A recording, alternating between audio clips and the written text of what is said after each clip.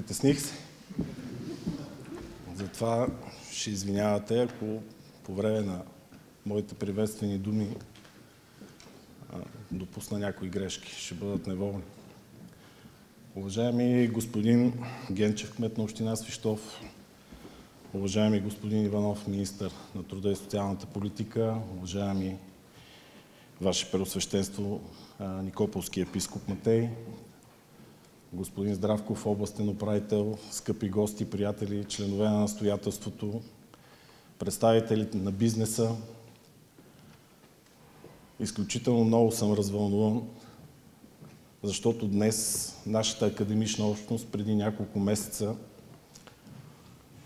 ме удостои с честта да застана тук пред вас и да ви приветствам с добре дошли в Стопанска академия.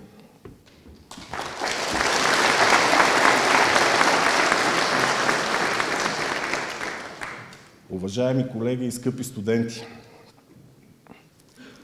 началото на всяка една учебна година се приема с огромно вълнение.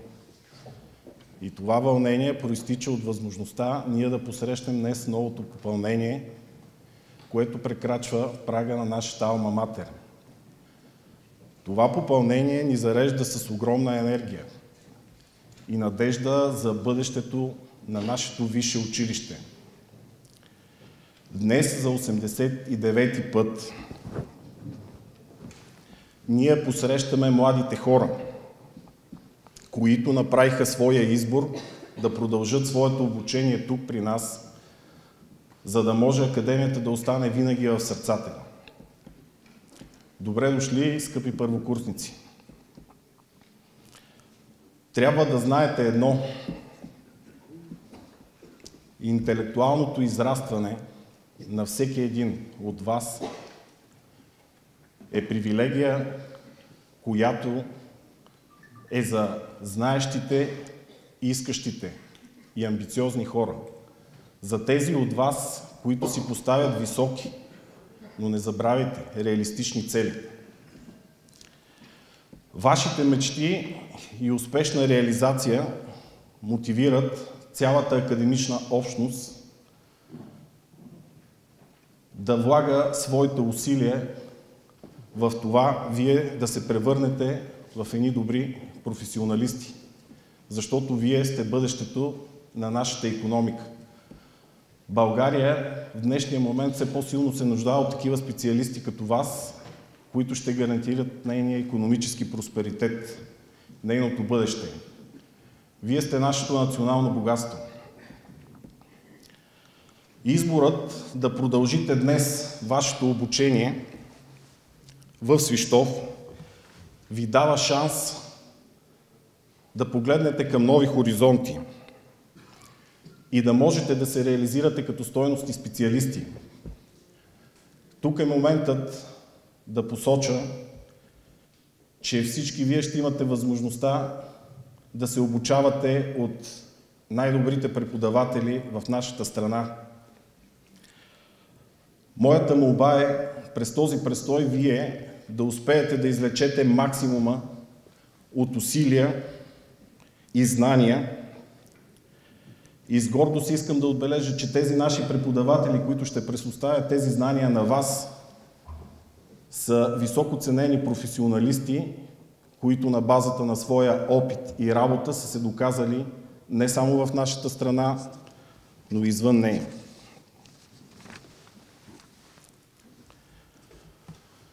Убеден съм, че след като измине вашия 4-годишен път като бакалавър, а може би след това и магистър, в ръцете си вие ще държите диплома, която ще успее да ви позиционира на едно от най-добрите места в съвременния динамичен свят. Тук е момента, уважаеми колеги, да изкажа своята благодарност към целия академичен и административен състав на нашата академия, които ще бъдат ангажирани с успешната реализация, с възможността да получите нови знания и умения. Понякога ще се наложи да бъдете търпеливи към тях, защото през всичките тези години се налага и те да търпят някои ваши желания и емоции. Скъпи студенти, Стопанска академия е вашия дом. Обичайте я, пазете я, грижете се за нея. Защото нашата академия вече близо 90 години се е утвърдила на образователната карта на България като едно от най-добрите висши учебни заведения. Много скоро, на 8 ноември, всички ние ще честваме нашия патронен празник. Празник, който ни изпълва с голяма гордост. Празник, който е възможен благодарение на усилията на Димитър Апостолов Ценов, големият хуманист, който дари цялото свое състояние за създаването и издържането на това висше търговско училище. Поклон пред неговото дело, поклон пред делото на неговите последователи. Скъпи приятели, през всичките тези години нашата академия обучи над 150 000 възпитаници. Образованието, което ще получите тук, позволява да се развиете като свободни личности. То е трамплин за една блестяща кариера. И това не са просто думи. Погледнете първите редове. Тук са нашите гости. Погледнете личностите на тази трибуна. Това е една малка част от нашите възпитаници, които взимат важни управленски решения в държавната, областна и местна администрации, както и в бизнеса.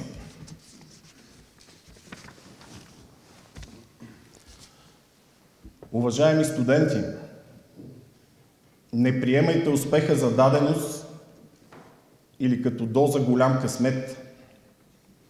По пътя на вашата кариерна реализация вие трябва да запомните едно много важно нещо. Аз се ръководя от него. Във всичките си действия с непоносимо се отнасяйте към злобата и завистта, които ви заобикалят.